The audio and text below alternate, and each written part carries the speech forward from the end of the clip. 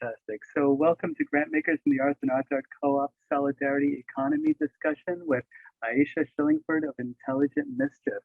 I'm going to go ahead and share my screen. Done. Here we go.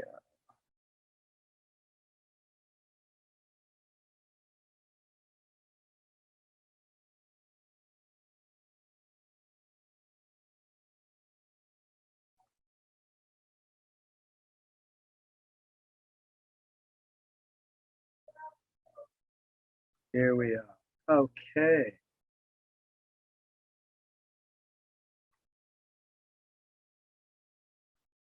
Okay. So I'm going to go ahead and establish a little context, and then I'm going to hand it off to Marina Lopez from Art.Coop, who will establish a little further context, and then we will spend the rest of our time together talking to Aisha Shillingford of Intelligent Mischief. I'm Eddie Torres, President and CEO of Grantmakers in the Arts. I just want to start by saying closed captions are available. So at the bottom of your Zoom screen, you'll see on the far right-hand side a button that says More with 3 dots over it. Go ahead and click that, and it'll give you the option to show subtitles. I want to let you know that we are recording this session so that anybody who misses it, or for the folks who are present, can go ahead and view this at your leisure on our website. Let me start off by again letting you know I'm Eddie Torres, President and CEO of Grantmakers in the Arts. For those of you who can't see me, I'm a cisgendered man with brown skin and dark hair and eyes and a white beard, wearing a blazer, and I have a Zoom backdrop behind me of a library. I use he, him pronouns, and I'm coming to you from the unceded land of the Lenape-Munsee people. So for context, Grantmakers in the Arts' vision for the future is one in which grantmakers in the arts have helped our field to become more than just art grantmakers, but instead to become investors in culture, broadening the means and tools of support and expanding who and what receives support. So I want to thank our Vice President and Director of Programs, Nadia Alokta, and our Senior Program Manager, Sherilyn Seeley, who have led Grantmakers in the Arts in the embrace of the solidarity economy through our programming. In 2021, Grantmakers in the Arts commissioned Solidarity Not Charity, Arts and Culture Grant-Making in the Solidarity Economy by Natalia Linares and Caroline Woolard of Art.Coop. The report includes recommendations for grantmakers to support solidarity economy, art, and culture. Now, we're complementing that report with discussions of real-world solidarity economy work to make tangible the points Nati and Caroline made in the report. This discussion is part of a monthly series that will continue through April. And the next discussion in the series will be with Carlton Turner from Mississippi Center for Cultural Production and Alan Kwabena Frimpong, co-founder of Zeal. That'll be on Wednesday, April 13th, and I'll include in the chat a hyperlink to register for that. I'm also going to include in the chat a sign-up sheet to share your information with Aisha Shillingford to receive slides and continue to receive updates. Now, this is all part of Grantmakers in the Arts work to complement our broadcast work with more hands-on, high-touch, artist-led work. And in that spirit, I would like to hand it off to a colleague from Art.Coop, Marina Lopez. Marina. Thank you, Eddie. Can everyone see my screen? Yes. Okay. Yes.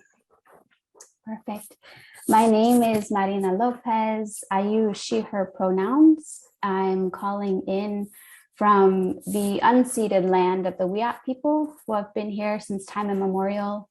In Humboldt County, California, where I live, we have a Wiyot honor tax that folks can pay. And this is a voluntary tax that acknowledges the sovereignty of the original stewards of this land. And it's a small step in a much larger process of repair and being in right relationship. And I encourage each of you to find out how your community is acknowledging the sovereignty of Indigenous people and cultivating practices of reciprocity. Last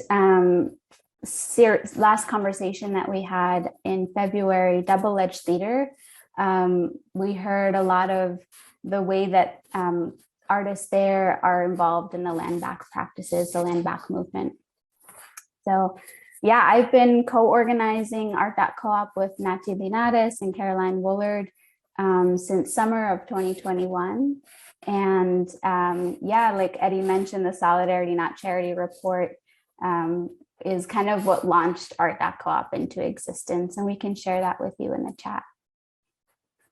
We're so excited to have everyone here. This is the 4th out of 5 sessions that we're doing in this first series. We really appreciate each of you being here and showing up every month to learn together. And if you feel like it, we'd love to know who we're sharing space with today. So please put your name, where you're calling in from, if you're associated with any organizations in the chat, so we can, yeah, say hello. Yes, today we're going to learn about intelligent mischief from Aisha Schillingford and about ways to support Black utopias. Next month, April 13th, is our final discussion in this first series. And if you missed any, like Eddie said, we'll share a link and you can go back and watch them. There's so much information there. I have learned so much just being a part of this series, and I'm really inspired by the artists we get to learn from every month. Yeah, and we've heard that people are learning a lot about the solidarity economy and the ways that artists are innovating within this space. And we'd love to know, when we continue this session, what you want to know more about, who you want to hear from, and any dreams that you have for activating this space. But yes, April 13th is the last one in this series. We'll learn about Mississippi Center for Cultural Production and Zeal. And you can sign up for those events. We'll put links in the chat. So Art.Coop, we exist to grow the solidarity economy movement. And we do this by centering systems change work that's led by artists and culture bearers. As Nwako Agbo says, it's about community ownership, democratic governance for political and cultural and economic power. So in other words, who owns and then who decides? And so we're asking these questions about, why is culture centered to systems change work? Because for most people, myself included, it's easier to imagine the end of the world than it is to imagine the end of our current systems of exploitation, extraction, and greed.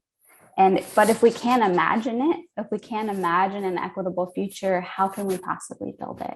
So that right there is the work of artists and culture bearers like Aisha, who we'll hear from today. And the Sustainable Economies Law Center has this prompt that I've been sharing in this conversation to kind of ground us in this series of, like, how were we thinking about the things that we're learning? And so they ask, how will you spread power and spread wealth and root it in hyperlocal community? At Art.Coop, we do this when we connect cultural innovators across silos in the solidarity economy movement, when we amplify things like research and inspiration, and demonstrate what the solidarity economy looks like in different communities led by artists, and post resources like funding and job listings in the creative and solidarity economy. It also looks like moving money or advocating for folks to move money to multi-year self-determined systems change efforts that are led by artists. And finally, when we study together like we do in this hour, and practice ways of spreading power and wealth and rooting it in hyperlocal. And in the Solidarity Not Charity report, both Nati and Caroline identified some internal shifts that folks can begin making. So these can look like getting data about inequities in your existing allocation of funding, learning about acknowledging and repairing histories of harm enacted by institutions, and then setting both internal and external benchmarks for practices of repair. It also can look like engaging in embodied leadership training that addresses social position, rank, trauma, and race. Learning about distributed leadership in nonprofits, which can include shifting from a single executive director to a worker self-managed nonprofit. And finally, it can be something like joining a peer network or a giving circle that supports ongoing transformation. Intelligent Mischief facilitates this kind of change within organizations, which you can hire them to do. And they also embody these shifts within their own work. Because as Aisha has said, I've heard her say, if we can't dream it, we can't make it real.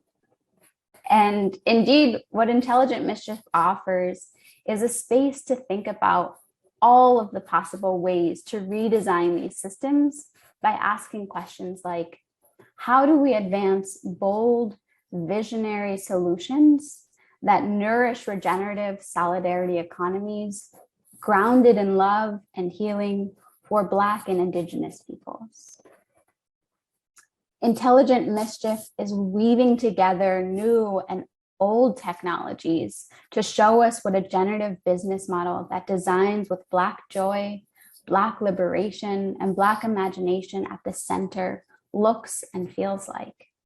Art is the invitation into the process and the party of imagining and building futurescapes and Black utopias. I think you'll get a sense of the depth of commitment and passion, wisdom and integrity when you hear from Aisha today. So without further ado, I would like to pass it off to Aisha. Thank you. Thanks so much, Marina. And thanks so much for such a generous introduction. It's such a pleasure to be here today, to have the opportunity to share about our work and to think together about what our work might be. My name is Aisha Shillingford. My pronouns are she, her, hers. I'm an artist, designer, and cultural strategist, and the artistic director of Intelligent Mischief. As I begin, I want to acknowledge and honor the stewards of the land that I'm on, the Lenape, Hoking, Canarsie people, where I am in Brooklyn, New York. And I want to also honor the stewards of the land that I came from, the Kalinago and Warao people of Kairi, which is Trinidad in the Caribbean. Intelligent Mischief is a creative studio and futurist design lab dedicated to unleashing Black imagination to shape the future. Our purpose is to boost invention and imagination and to realign action logic and experiment with new forms of culture and civil society to create atmospheres of change. So that's a pretty wordy description, and everything else I say from now on is just going to be breaking that down. First, I'll share a little bit about our story and how we came to be. Intelligent Mischief was founded in Boston, Massachusetts in 2013 by Terry Marshall, who's the founder and creative director. That's him in that picture. And essentially it was founded after about 20 years or more as Terry's 20 years or more as a community organizer. He organized labor organizing, electoral organizing, and so on. And being a first generation immigrant whose family is from Barbados, was also grounded in what some might call cultural organizing. And I think about cultural organizing as anytime our communities have the sovereignty to decide how we organize. We always include our food, our culture, our art, our language, and so on. And so coming from the experience as a first generation Caribbean immigrant, Terry was always engaged in cultural organizing and integrating arts and culture into the political organizing work that he was doing. So one of our foundational stories is that when he was a labor organizer working at SEIU 1199, he was working primarily with young people. And one of the problems they were trying to solve for was how do you animate young workers around their identity as workers in relationship to healthcare? And what he decided to do was to create a 5-borough poetry open mic where he invited young people to share poems and prose and hip hop and so on related to the role of healthcare in their lives. And when he was finished with that campaign, it was a huge success. They were able to register hundreds of new workers.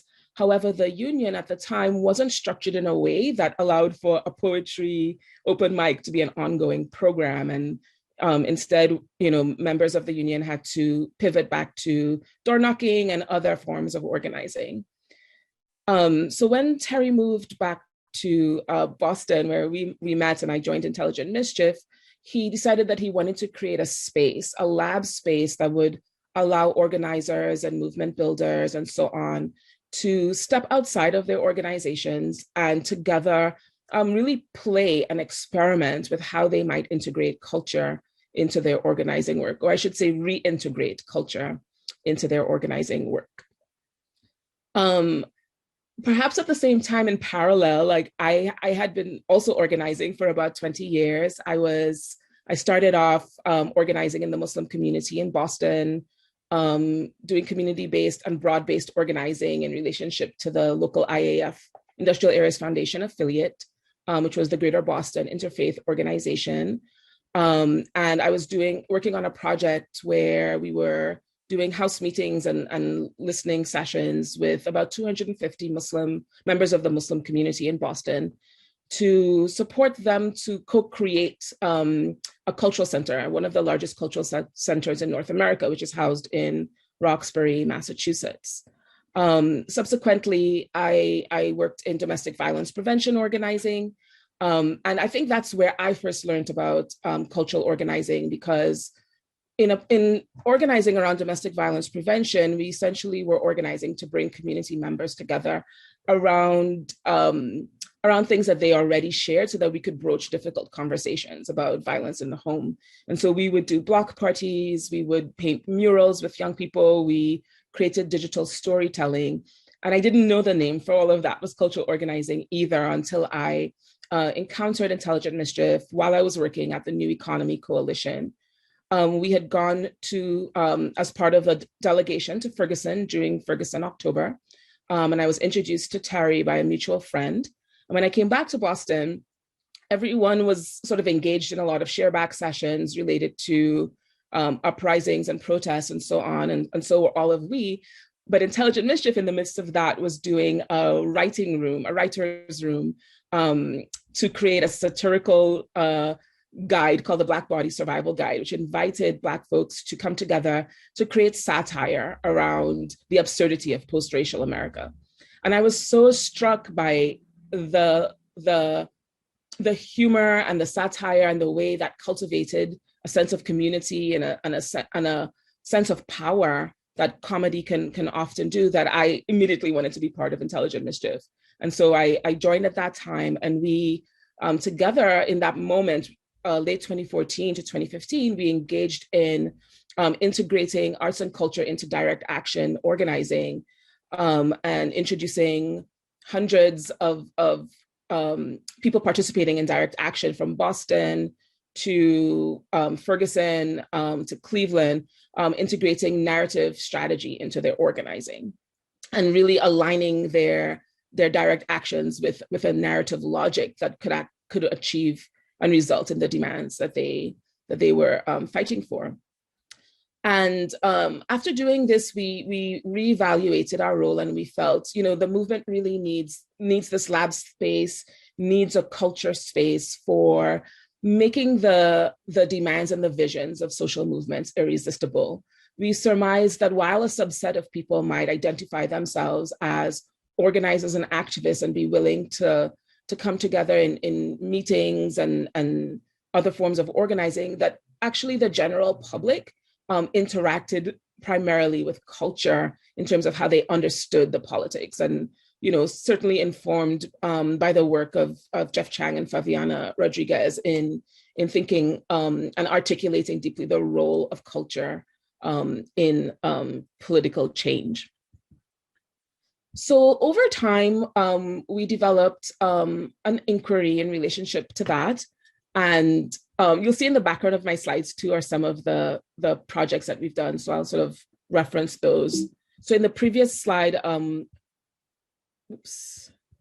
the previous slide was a project that we worked on called Home, in collaboration with the Design Studio for Social Intervention, where we were invited to create public interventions within the Dudley Triangle in Boston, to invite people to think about the ways in which they understood the meaning of home and how the city of Boston may or may not be a home to them. And we were wanting to draw on traditional Caribbean signage and sort of street vendor stalls in order to do that.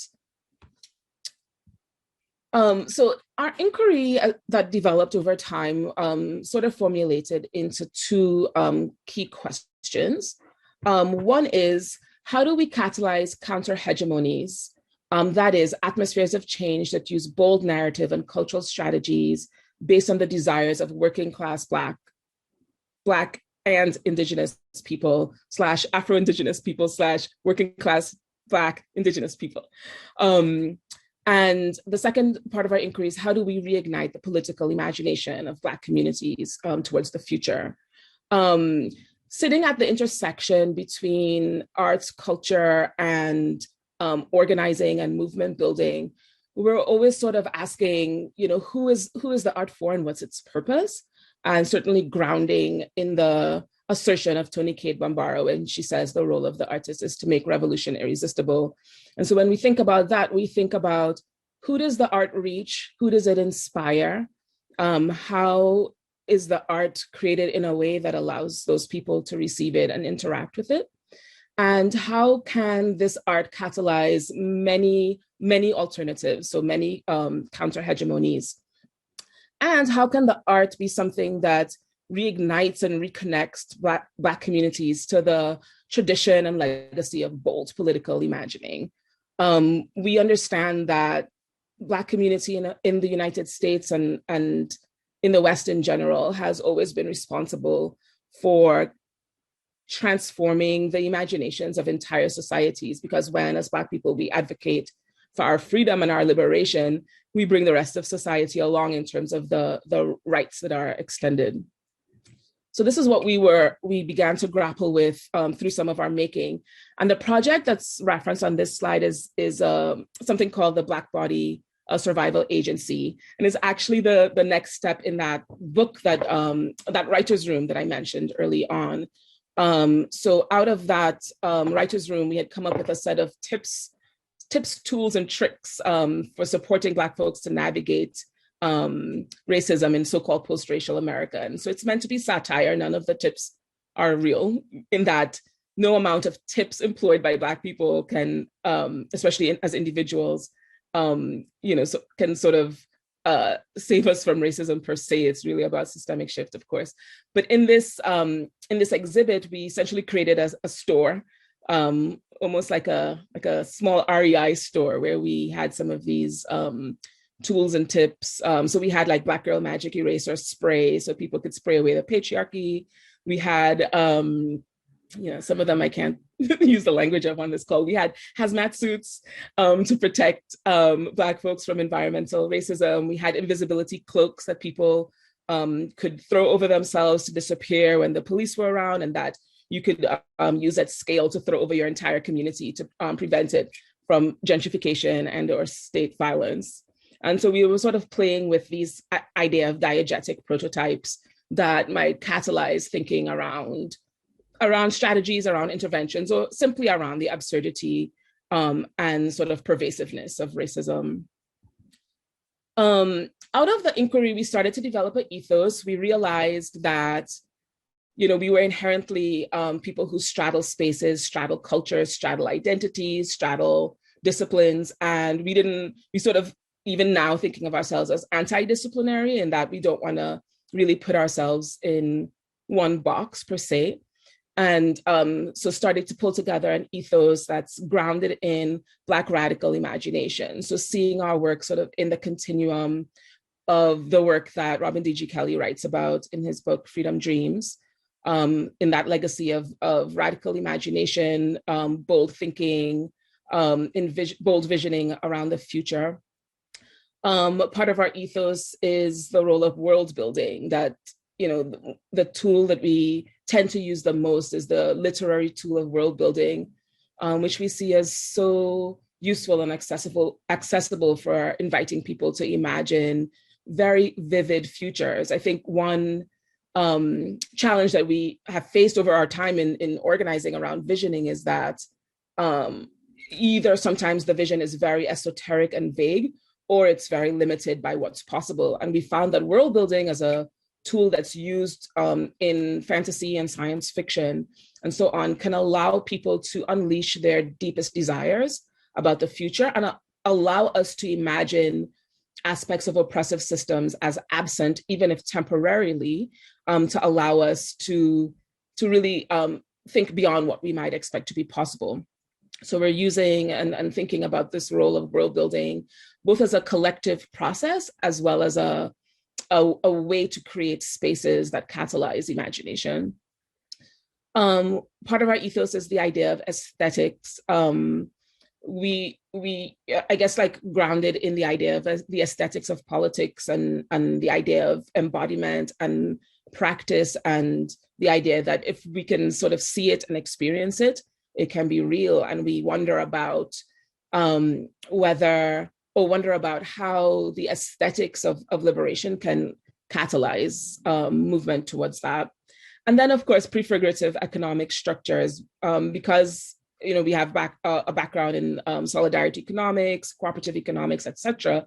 Part of the premise of our work when we invite people into world building is that the systems and structures that we're inviting people to imagine are grounded in values of love, regeneration, interdependence, as well as the practices of collective governance, democratic economics, community-driven planning, and so on. And so all of that sort of happens all together in the work, some of the work that I'm about to share.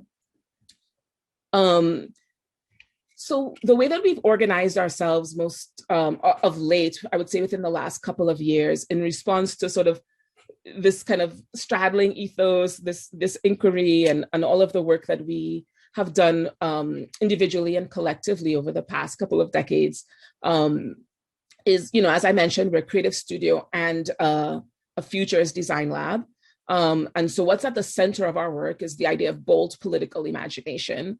And then what we do is, on the one hand, on the side that is the creative studio, we create art experiences and pop culture interventions. So I make art, I'm a collage artist, and all of my work is essentially positing Black folks in those futures, in those imagined futures where we are liberated, thriving, sovereign, joyful, and free.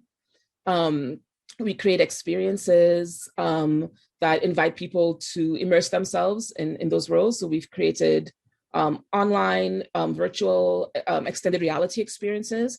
And we also create in-person experiences at various scales. And then we create pop culture interventions such as podcasts. We've written a couple of treatments for TV shows and so on, and always looking to do more of that.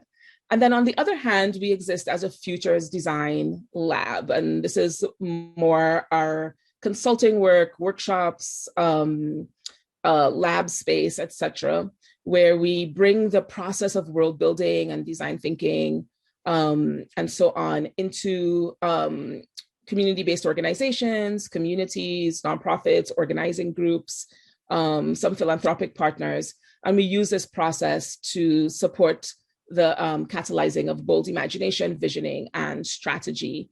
And our deepest desire is that if the creative production work is sort of targeted at the general public, centering working class, Black, Indigenous people, and the futures design work is looking at our organizations and institutions, that if we're sort of inviting bold imagination on all of those spheres, that there might be some degree of alignment around bold shared political imagination. So I'm just going to share a few examples of that work. So on the left, I don't know if you can see my cursor. On On the left is another example of that project, Home, that I mentioned. We did that in collaboration with artist Christopher Cozier. It was commissioned by Design Studio for social intervention. And we also collaborated with Bruce Cayon, who's a street sign artist in Trinidad. And he produced these traditional Trinidadian street signs, shipped them up to us in Boston. Chris came up and we essentially situated those signs throughout the city of Boston, and invited people to reflect on the meaning of home, but also wanted to bring an aesthetic of home to Caribbean people who probably hadn't seen signs like that in a long time. And to also inquire about why were there not more aesthetics of home in public space in Boston. The next project across the top that says Sonar and Bebe, that was Nation X.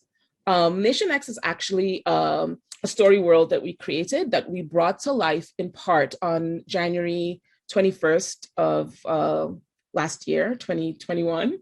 And it was a collaboration supported by Pop Culture Collaborative, where we worked with like designers and writers and others to bring that world to life in the form of an online nightclub experience that was honoring a club that had recently closed due to COVID, and people got to sort of interact. When they clicked into these little white dots, they could hear, they could listen to dialogue between other people at the party, like recorded dialogue. And in other cases where they tapped in, they could join a live stream video of a character in the story, sort of guiding them through different activities that embodied the principles and values of the world. And for that world, we grounded that world in the cycle of liberation that was created by Monica Dennis at UFTA and Violence. Next to that, that sort of shimmery photo was a project we did actually in collaboration with Zeal that folks will hear from next month. So we're really close partners with Zeal and actually joining their agency co-op, which is opening as we speak. And as individual artists, we're joining. And they had curated an exhibit adjacent to Miami Art Week called Who Owns Black Art, which was meant to sort of inquire around the question of who's art accessible to, as well as how do we think about the relationship of the artist to their art, especially as for many Black artists, when they sell their first pieces for a low price and the piece appreciates and is then sold by the collector, the artist doesn't sort of get royalties necessarily unless they write that into the agreement, which many artists don't. And so just thinking about that, they had curated that exhibit and we created this installation that was paying homage to 100 ancestors working between 1919 and 2019, ancestors and elders, Black artists who had sort of shaped what is Black art for us. So we created 100 collages, and it was sort of a shrine and immersive altar.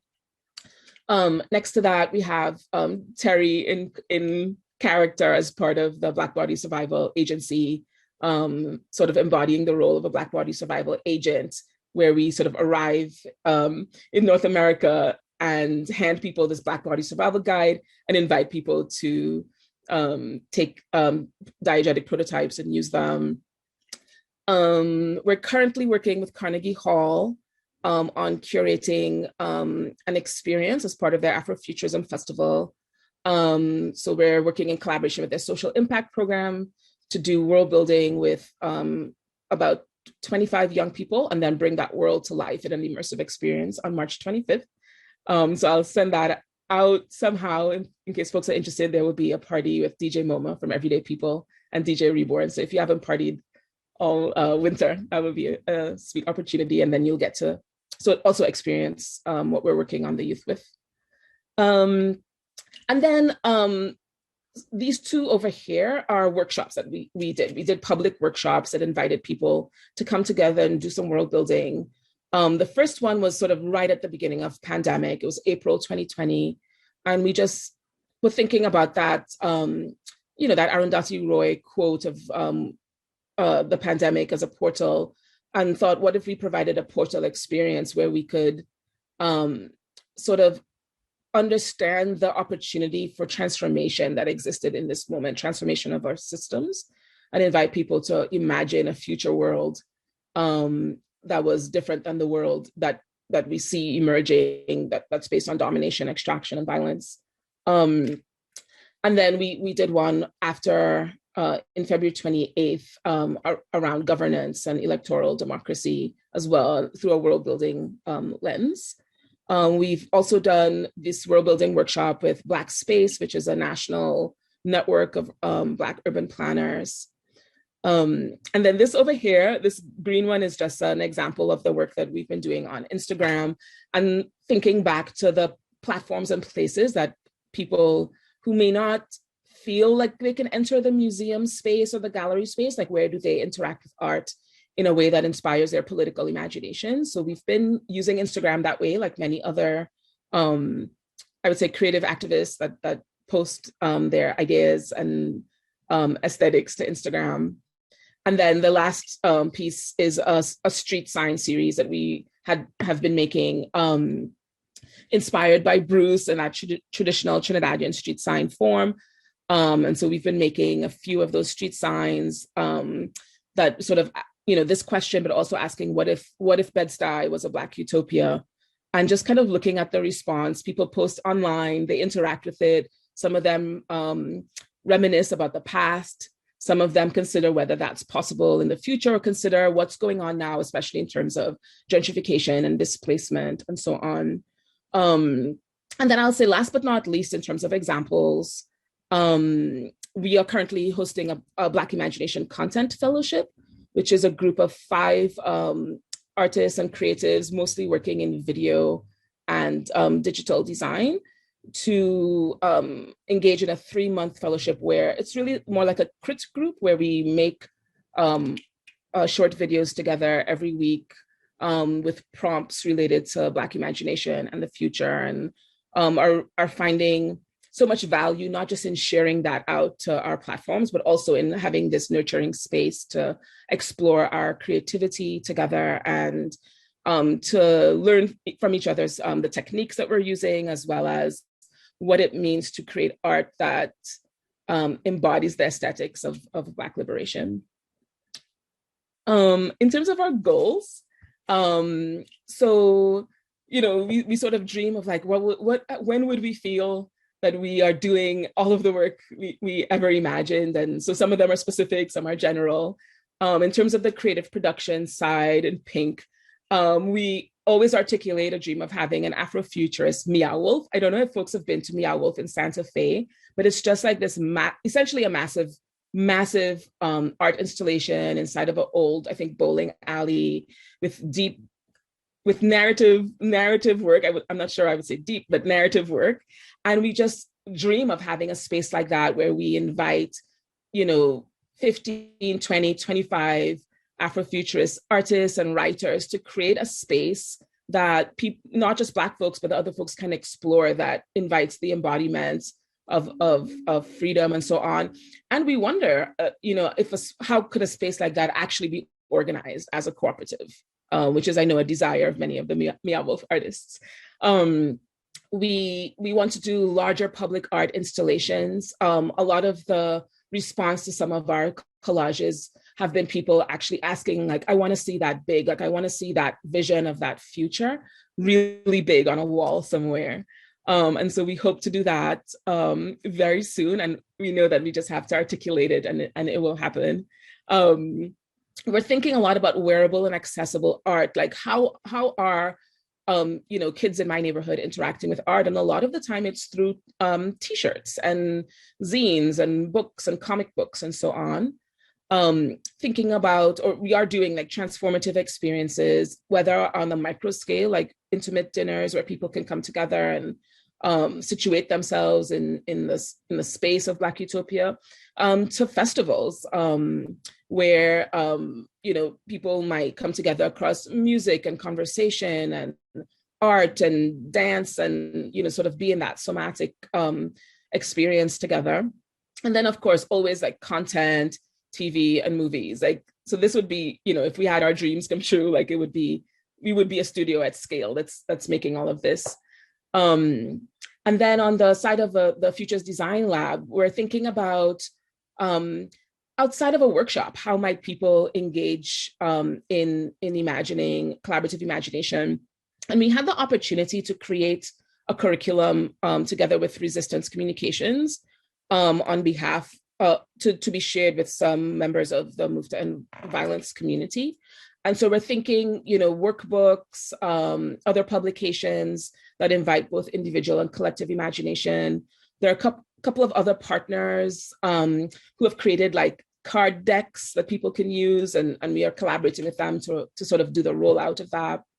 We're hoping to do in the near future a series of visioning and imagination labs for Black organizers and movement builders.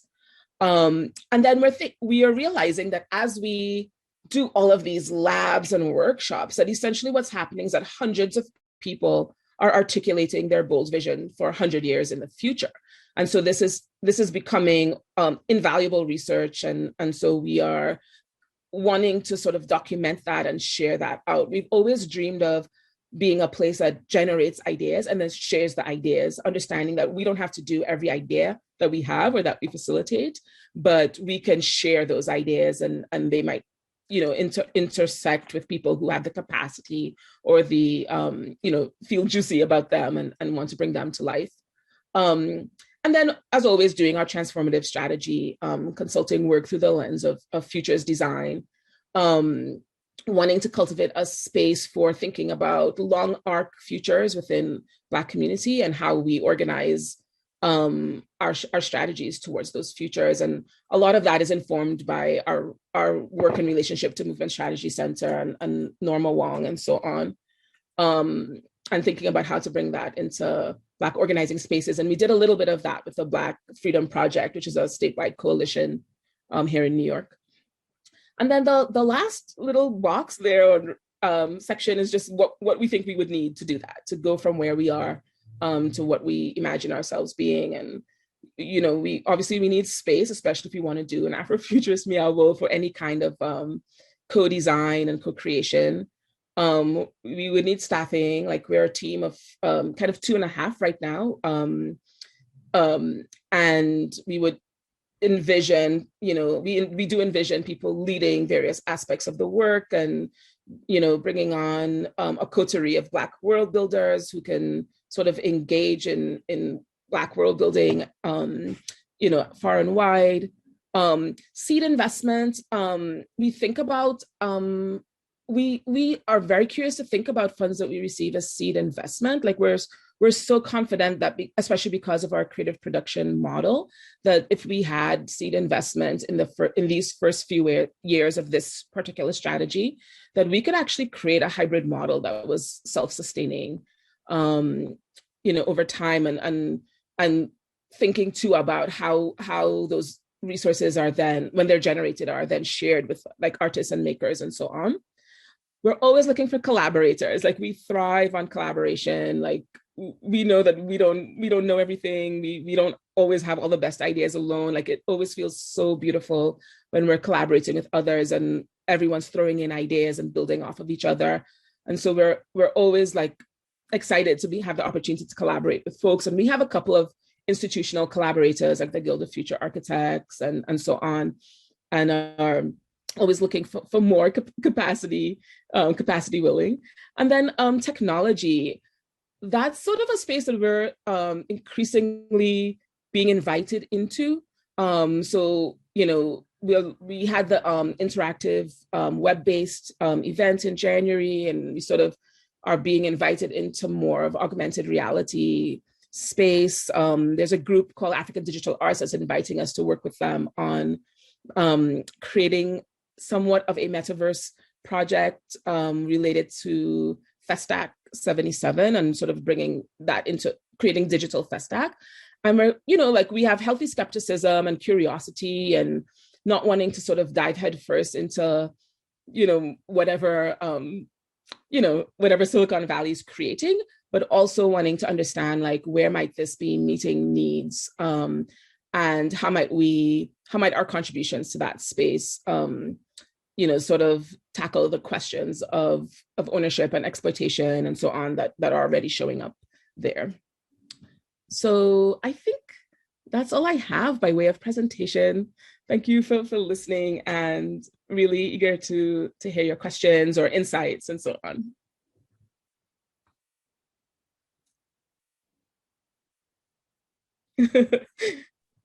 That's all, Ted.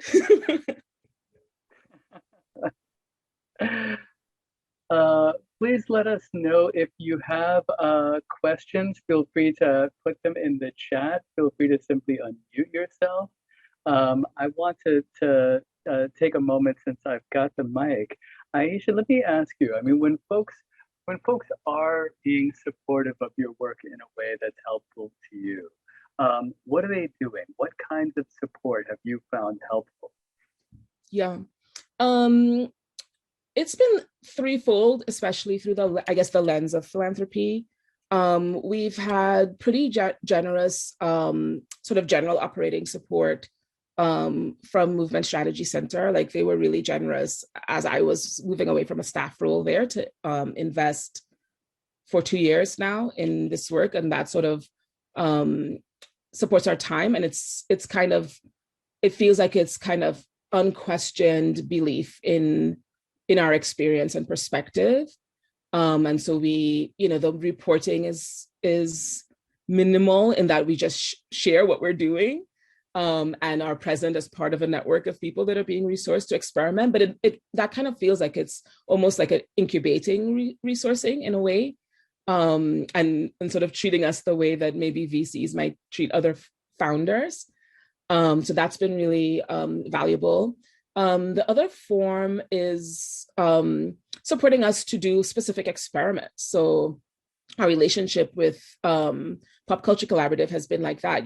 We have a specific idea for a specific thing we want to create, and then it's resourced, within limits. And then, that also provides access to a network. So I think, like, when I look at those two examples, it's resourcing that comes with access to a network of where there's collaborative learning, and exchange, and where people can sort of come together, not just to learn, but to work together on projects. Like, that's been really, really invaluable. And then I would say the third, two more forms. The third form is obviously we recognize that sometimes our work, because we kind of straddle spaces, people may find us slightly illegible.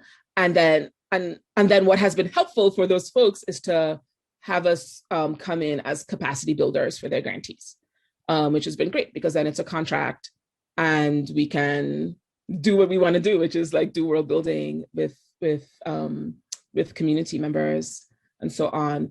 And then the fourth way is through contracts, like collaborative contracts, like the one with Carnegie and so on, where we are resourced to work on a project together.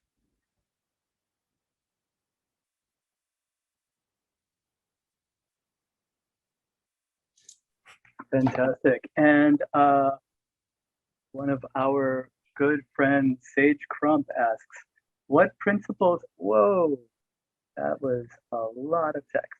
What principles undergird your understanding of solidarity economy that folks here can build from? Yeah, I mean, I start with the idea of, there's so many. I mean, I start with the idea of Black liberation and Indigenous sovereignty. And then I think within solidarity economics, as Marina mentioned, the idea of community ownership and community control. So when we think about solidarity economics, we're thinking, yes, of co-ops, but also of governance and other aspects of decision making. So community controlled planning, in my neighborhood, like I want to have a say, and I think most of my neighbors want to have a say about whether a luxury high-rise goes up in this neighborhood that sort of drives certain people out and so on.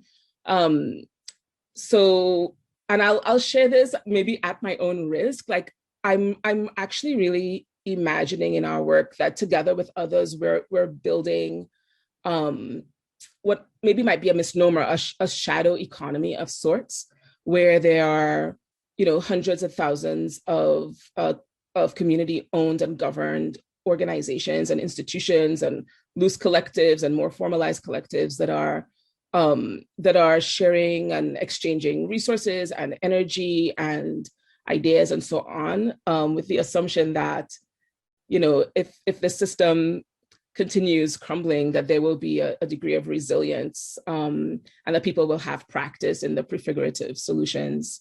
And that doesn't discount the sort of advocacy approaches to sort of getting cooperative bills passed and so on. But I think like a sort of a resilient ecosystem, network of autonomous liberated zones, so to speak, is something that I imagine and dream of. And I think that that's what we are essentially hoping to catalyze in our work. And so we talk about an archipelago of Black utopias. So an autonomous network of places where Black folks are thriving, joyful, sovereign, and free. And we used to think that network was mainly like a political network in a sense, not a political party, but like a network of organizations. And we're realizing that it's also a network of projects and interventions and, sort of creative interventions as well.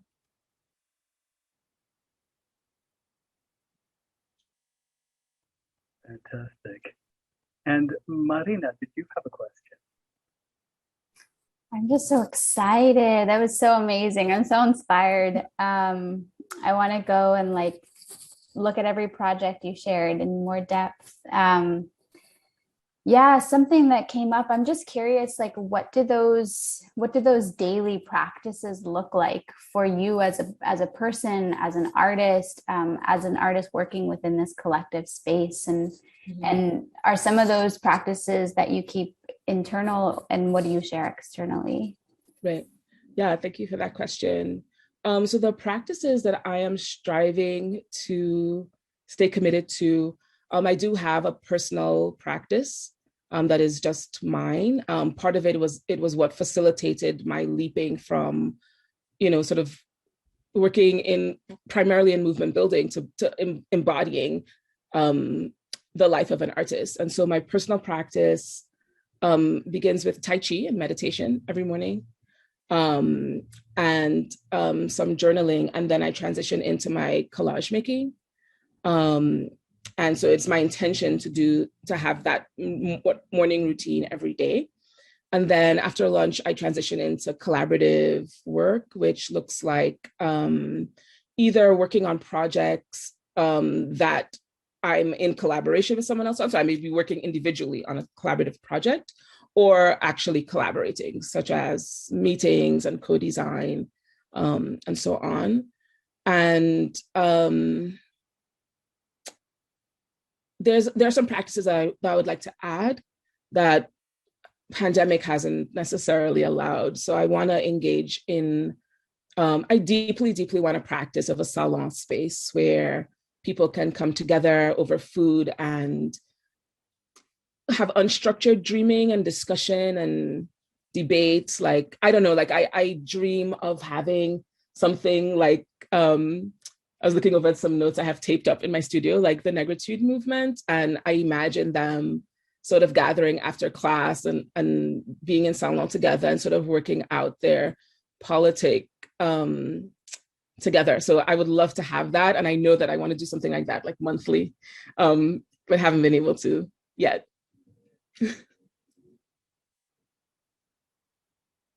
That's so beautiful. Thank you so much for sharing. Do other folks have questions? We'd love for you to come off mute or put them in the chat.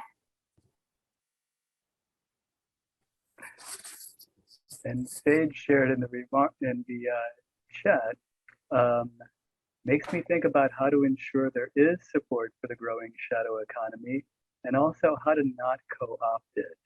Mm-hmm. Yes. I'm in a conversation with some folks around visibility and also the importance of invisibility. Mm-hmm. Like that it is a shadow economy matters, right? Like, and how do you support it? Yeah, that gives me goosebumps, just the resonance of that. We created this thing called the Black Imagination Study Guide, which was like it's just a reading and viewing list to help ground us in the tradition of Black imagination around the future. And one of the books we read was Queer Times, Black Futures by Kara Keeling. And in it, she's reintroducing us to the idea of opacity.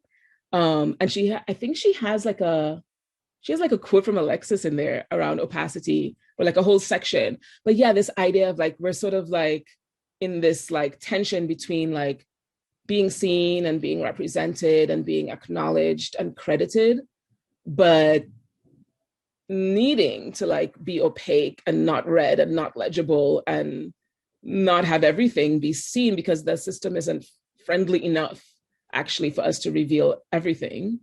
So yeah, just resonating with that, Sage. The book is Queer Times. I can write it in the chat too. Someone asked. Queer Times, Black Futures by Kara Keeling. No problem.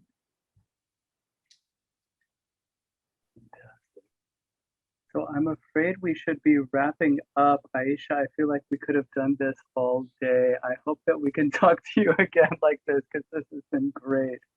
Absolutely. I want to say a great big thank you to you. I want to say to the GIA community, Aisha's work is fantastic and deserves support. And I want to make sure that we also make space to support work like it. I want to say a great big thank you. Marina, thank you, from Art.Coop. I know Caroline is here. I know sometimes Natalia Linares joins us. I want to say again, thank you to all of you from Art.Coop. And I want to say thank you to all of you who have joined this call today. I know everybody is crazy busy, and it's so great when we can spend time and get to hear an artist talk about their work, and also talk about the future that they're making, the future that ideally we can all live in together. So Aisha, thank you so much. Thank you. It's been my pleasure. Thanks, everyone. Thank you so much. Be well.